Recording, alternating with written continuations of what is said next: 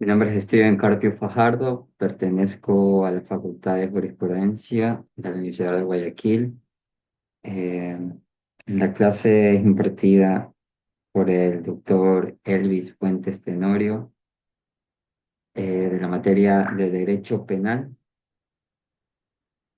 El tema que trataremos a continuación es de las contravenciones y delitos contra la tutela judicial efectiva, que abarca el artículo 268 al artículo 277 del COIP.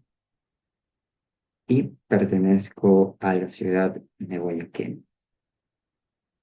Bien,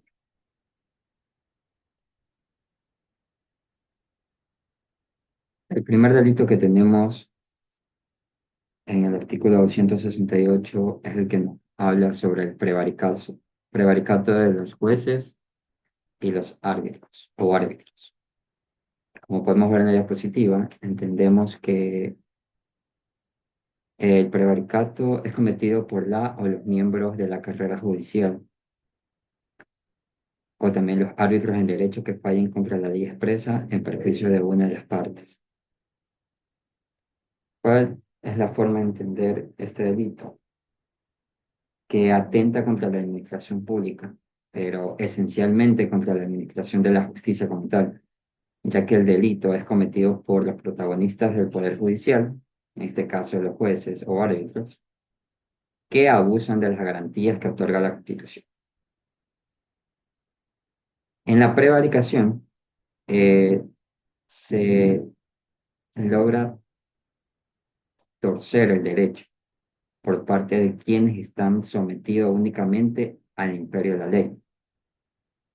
En nuestra legislación, sin embargo, se concibe como un bien jurídico protegido a los delitos contra la responsabilidad ciudadana y en particular los delitos contra la tutela judicial efectiva. Para esto, los jueces o árbitros que caigan en el cometimiento de este delito, es decir, contra la ley expresa, tendrán una pena sancionatoria de privativa de libertad de 3 a 5 años, tal como indica el artículo 268 del Código.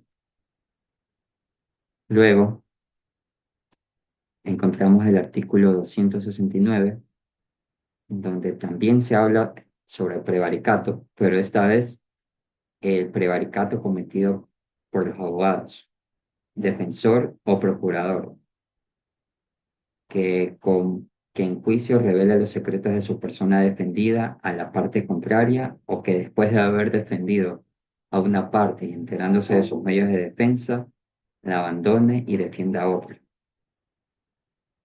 En este artículo encontramos que o define las conductas que vayan más allá de lo que permite el reglamento o de lo permitido por reglamento para el procurador o defensor.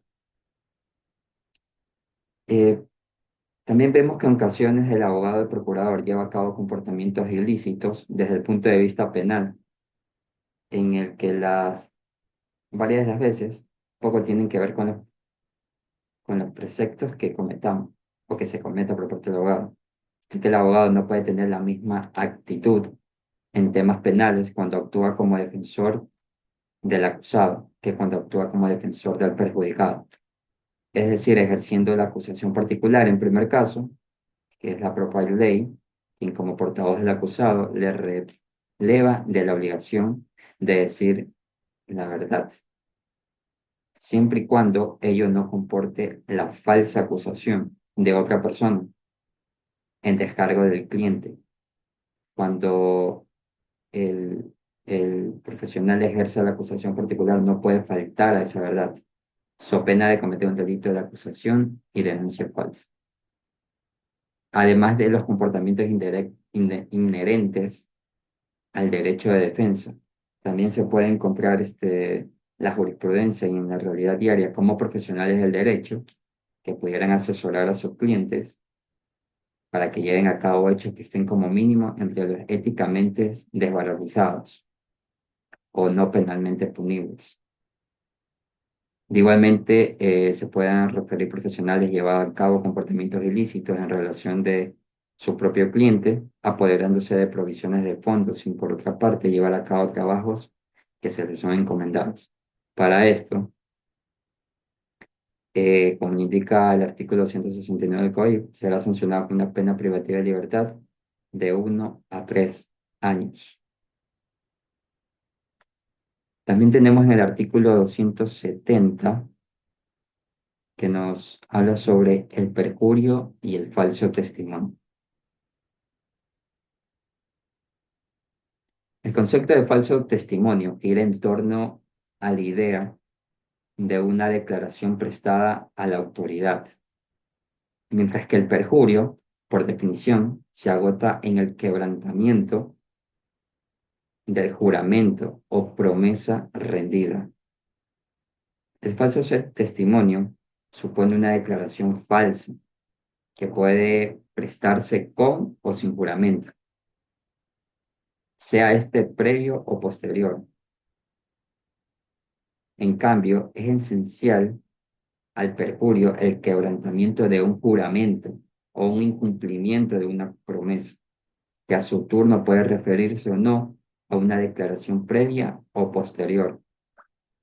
Tal como lo vemos en el artículo 270, podemos leer que la persona que al declarar, confesar, informar o traducir ante o autoridad competente falte a la verdad bajo juramento, cometerá perjurio y esta será sancionada una pena de libertad de 3 a 5 años. Y cuando se hace sin juramento, que es el falso testimonio, será sancionado con una pena privativa de libertad de 1 a 3 años.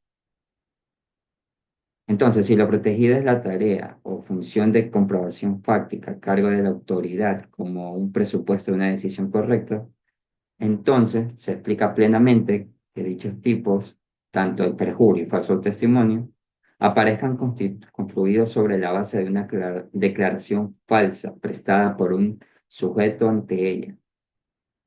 Por ejemplo, si el testigo presta una declaración falsa ante un tribunal, este podría apoyar su decisión en ella, condicionando así una decisión incorrecta.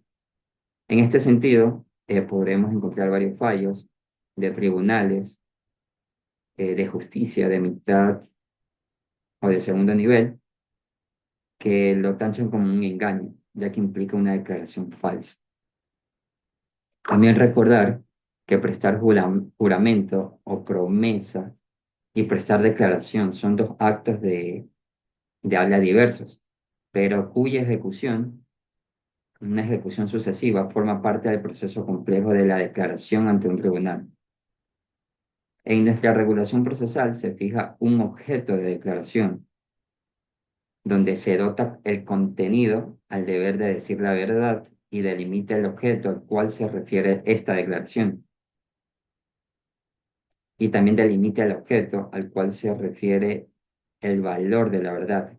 Por consiguiente, ha de determinarse comparando el contenido proporcional de la acción, declarando del testigo o perito con dicho objeto.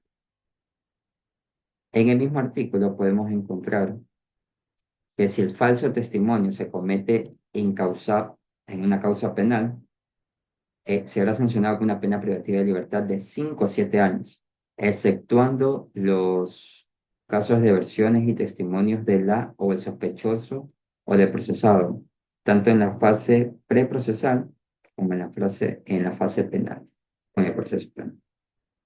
Entonces tenemos que el perjurio se sanciona con una pena privativa de libertad de 3 a 5 años. El falso testimonio con una pena privativa de libertad de 1 a 3 años.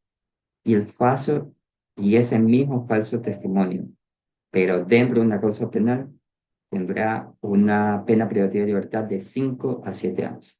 En este artículo 270 encontramos tres penas para tres tipos diferentes de perjurio, falso testimonio y falso testimonio dentro de una causa penal. Luego encontramos el artículo 271 en el mismo COIP, que habla sobre la acusación o denuncia maliciosa. Como vemos, un artículo corto que indica sobre la persona que proponga una denuncia o acusación particular cuyos hechos no sean probados. siempre que la acusación o denuncia sea declarada judicialmente maliciosa. Pero la calificación de esta denuncia como maliciosa se da cuando la o el fiscal solicitado ha solicitado el archivo de una investigación. Esto debido a que cuando el legislador ecuatoriano sanciona la actitud maliciosa del denunciante o del acusador particular, se está refiriendo a una falsa información de un delito. Sin embargo, no sanciona la conducta que atenta contra el derecho al honor y al buen nombre, sino a la tutela judicial efectiva. Por lo tanto, la convierte en una infracción de ejercicio público de la acción. En un sistema procesal acusatorio, el ejercicio público de la acción es de la atribución única y exclusiva de la Fiscalía. De modo que mientras no se imputa a una persona, o sea, no se le formula cargos, no hay afección al derecho porque existe la reserva de la investigación, cuyo quebranto conlleva un delito. Y ese delito es sancionado con una pena privativa de libertad de 6 meses a 1 año. También tenemos en el artículo 272 que nos habla sobre el fraude procesal, la tipificación del fraude procesal. El fraude procesal se refiere a cualquier acto de engaño, manipulación o artificio ilegítimo realizado dentro del marco del procedimiento judicial, con el fin de alterar la verdad, obteniendo un beneficio propio o perjudicar a otra persona involucrada en el proceso. Este tipo de fraude compromete la integridad y la justicia de los procedimientos judiciales, atentando contra los principios básicos del sistema legal.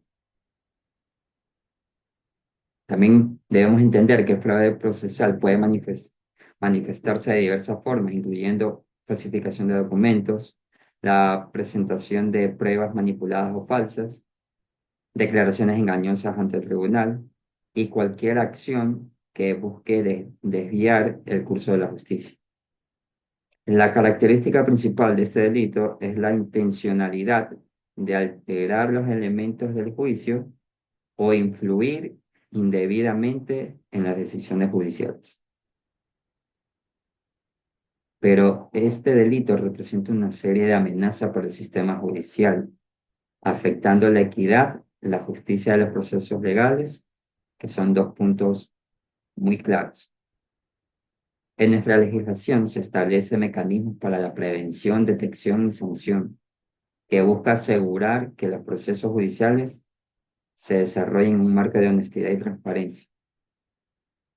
Tal como vemos en la diapositiva, entendemos que en el artículo 272 indica que la persona que con el fin de inducir el engaño a o a la jueza en el decurso de un procedimiento civil o administrativo, antes que un procedimiento penal durante él, oculte los instrumentos de prueba, cambie el estado de las cosas, lugares o personas. Tendrá como pena privativa de libertad 1 a 3 años. También los que favorezcan ocultando los instrumentos o pruebas materiales en infracción por razón de su profesión, empleo, hasta oficio, a practicar exámenes, señales o huellas o delitos, esclarecimiento punible, oculten, alterar la verdad o propósitos favorecedores. También obtendrán una pena privativa de libertad de 1 a 3 años. En el artículo 273 encontramos la revelación de identidad de agente encubierto, informante, testigo o persona protegida. Bueno, aquí, como es entendible, la persona que indebidamente revele la real o nueva identidad, el domicilio, paradero actual u otro dato que permita o de ocasión a que otro conozca información que permita identificar y ubicar a un agente encubierto, informante, testigo, persona protegida dentro de un proceso, será sancionada con una pena privativa de libertad de 1 a 3 años.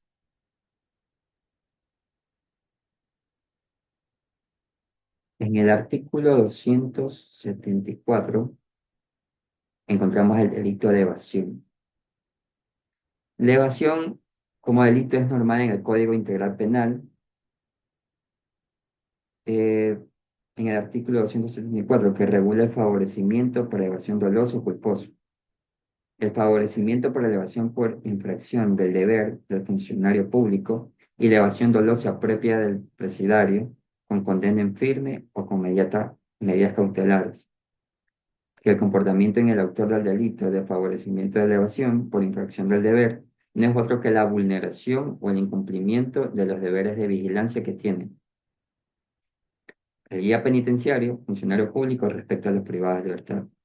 Por tal razón, el artículo en mención prescribe la persona que por acción o omisión permita que un privado de libertad se vaya del centro de privación de libertad será sancionada con pena privativa de libertad de 1 a 3 años. Pero si el sujeto activo del delito es una o servidor público, la pena será de 3 a 5 años, es decir, que incrementa cuando no se es, en comparación de que cuando no se es un servidor público, es decir, un guía penitenciario. También nos habla sobre la infracción cuando es culposa, será de 6 meses a 1 año de privación de libertad.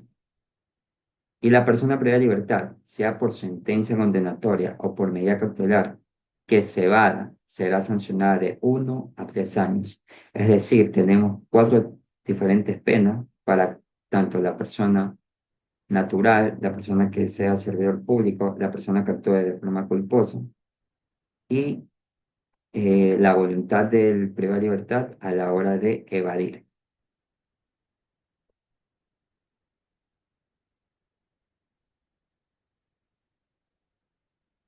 El artículo 275 habla sobre el ingreso prohibido de artículos o el ingreso de artículos prohibidos.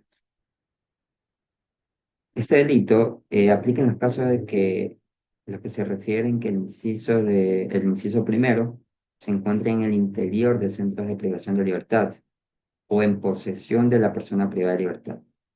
Por ejemplo, si el sujeto activo en la infracción es servidor público, vinculado con el Sistema Nacional de Rehabilitación Social, ya sea en el ámbito de seguridad penitenciaria o administrativo, servidores policiales, servidores judiciales, servidores de la Fiscalía, Defensoría Pública, de salud, educación, cultura, deporte, trabajo, inclusión económica y social, será sancionada con el doble de la pena máxima establecida en el inciso primero de este artículo, tal como lo vemos en la diapositiva. Para esto, el sistema de rehabilitación nacional prohibirá en normativas secundarias el ingreso de otros artículos que atenten contra la seguridad de centros de privación de libertad y de las personas privadas de libertad. Las prohibiciones a las que se refiere este inciso no constituyen sanción penal. Pero regresando a la diapositiva, encontramos que tanto las personas que ingresen por sí mismos o a través de terceros, ya personas naturales, cualquiera de los artículos mencionados, ya sean armas, teléfonos, celulares o celulares satelitales, equipos de comunicación, cualquier objeto que sea prohibido de ingreso a los centros de rehabilitación social será condenado a una pena privativa de 1 a 3 años. Esto solo aplica para personas que no pertenezcan al Sistema Nacional de Rehabilitación Social, servidores judiciales, servidores de fiscalía, defensoría pública.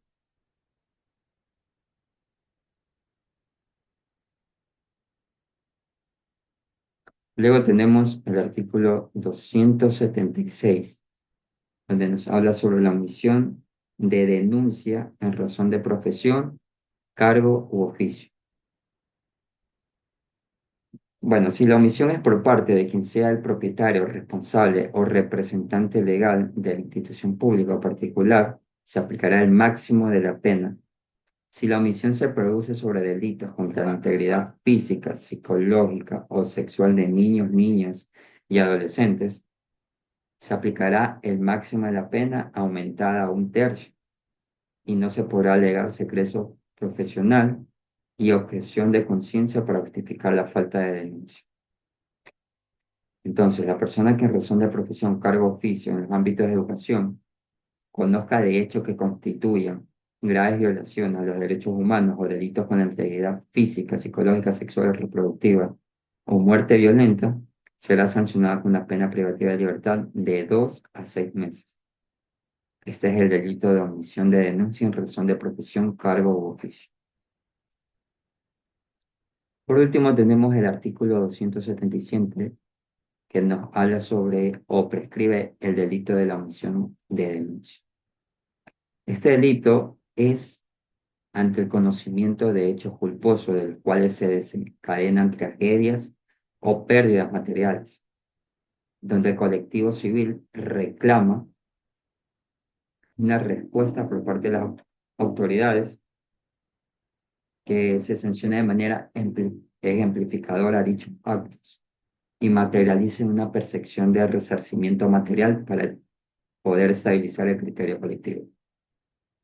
De tal manera que se insiste de una mayor efectividad de los organismos de socorro y vemos que la legislación sanciona con firmeza a actores judiciales que trabajen con celeridad dentro de del procedimiento.